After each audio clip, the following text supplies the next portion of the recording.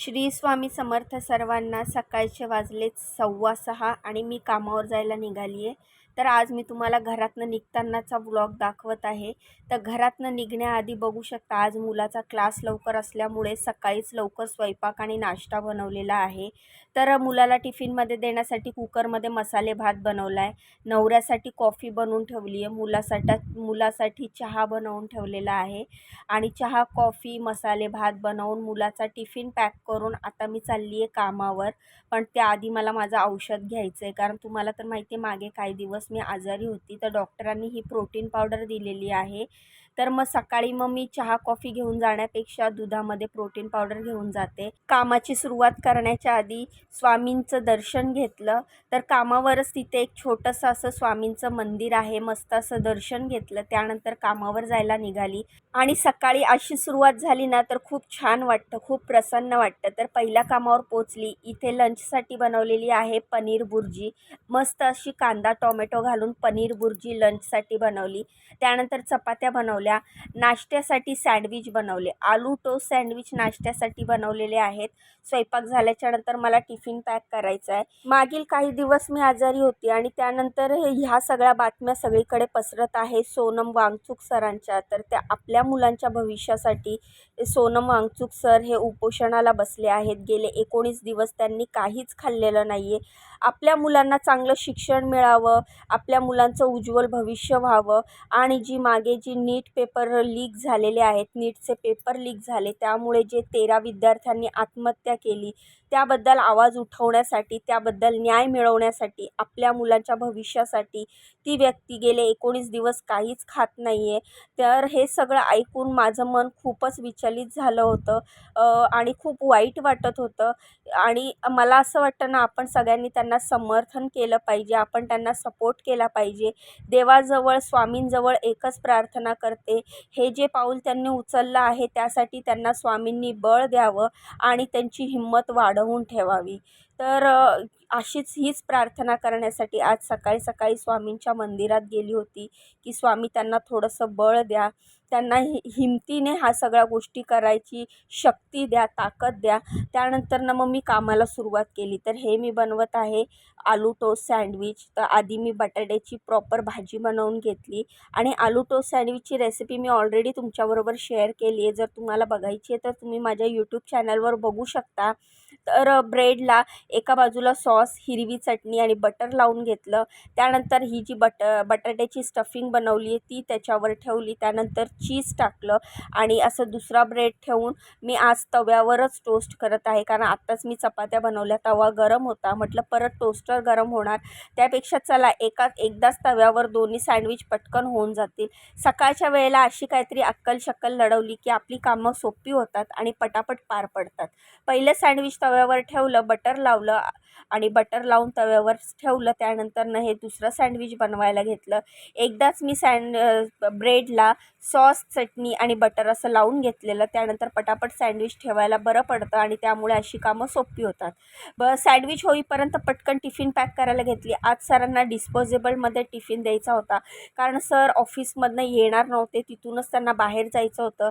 त्यामुळे ते disposable tiffin घेऊन जात आहेत. तर टिफिन शोधण्यामध्ये सकाळी 5 ते 10 मिनटं गेले. एका डिस्पोजेबल टिफिनमध्ये फूड पेपरमध्ये मी चपात्या भरल्या. त्यानंतर ह्या डिस्पोजेबल दुसऱ्या टिफिनमध्ये मी पनीर बुर्जी पॅक केली. त्यानंतर ह्या तिसऱ्या आईस्क्रीमच्या बॉक्समध्ये मी सरांना 2 सँडविचेस कट करून दिले आणि अशा प्रकारे मी पटापट टिफिन पॅक केला. तोपर्यंत टोडू आपला दरवाजातच थांबला होता. तो वाट बघत होता मी कधी त्याला खायला देते, कारण मी जेव्हा जाते ना तेव्हा गेल्या गेल्या आधी त्याचं अंडं बॉईल करायला ठेवते, जेणेकरून मी निघेपर्यंत ते बॉईल झाल्यानंतर थंड पण होईल.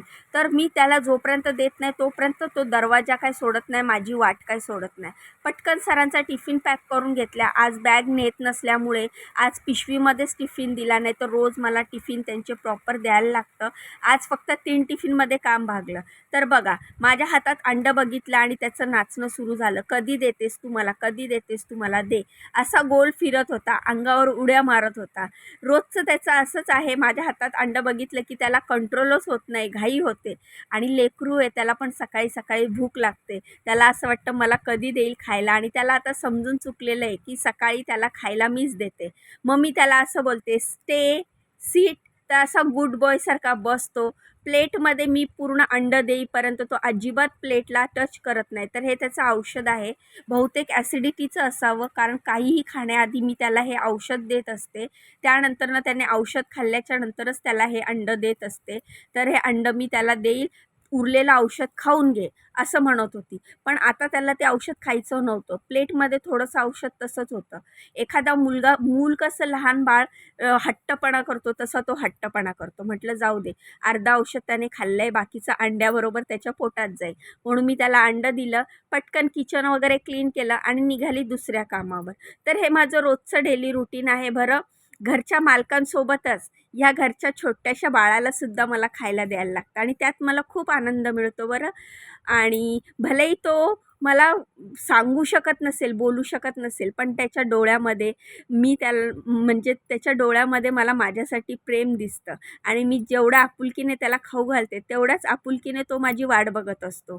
तर दुसऱ्या कामावर जाण्यासाठी मस्त लिफ्टमध्ये आली. त्यानंतर दुसऱ्या कामावर जायला निघाली. सकाळच्या धावपळीत घरातलं करून निघायचं, पुन्हा कामावर यायचं, त्यानंतर पुन्हा घरी गेल्यावर घरचं करायचं. बरेच वेळा विचार करते तुम्हाला घरचे पण व्हिडिओ दाखवावे. छोटे-छोटे काय नाही होईना क्लिप शूट करून तुम्हाला दाखवावे. पण कामाच्या गडबडीत होतच नाही. पण आता मला तसा तुम्हाला मी असं ठरवलेलं आहे, की घरी गेल्याच्यानंतर घरचे पण छोटे-छोटे क्लिप शूट करून तुमच्याबरोबर शेअर करायचे. दुसऱ्या कामावर आली, मस्त दाल फ्राय बनवला. त्यानंतर कोबीची भाजी बनवली, भात बनवला. ह्याच्यातला भात मॅडमच्या टिफिनमध्ये पॅक केला. चपात्या बनवल्या, चपात्या पण पॅक केल्या मॅडमच्या टिफिनमध्ये.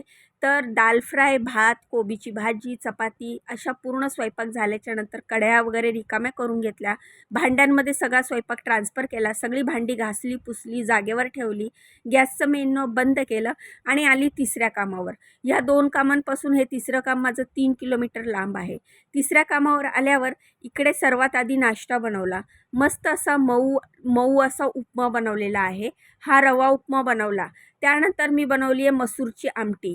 तर अख्खे मसूर भिजत घातले होते. त्यानंतर मस्त शिजवून घेतले आणि अशी तर्रीवाली आमटी त्यांना पाहिजे होती. तर अशी बिना वाटणाची अख्ख्या मसूरची आमटी बनवली. त्यानंतर भात बनवला, चपात्या बनवल्या, पूर्ण स्वयंपाक बनवला.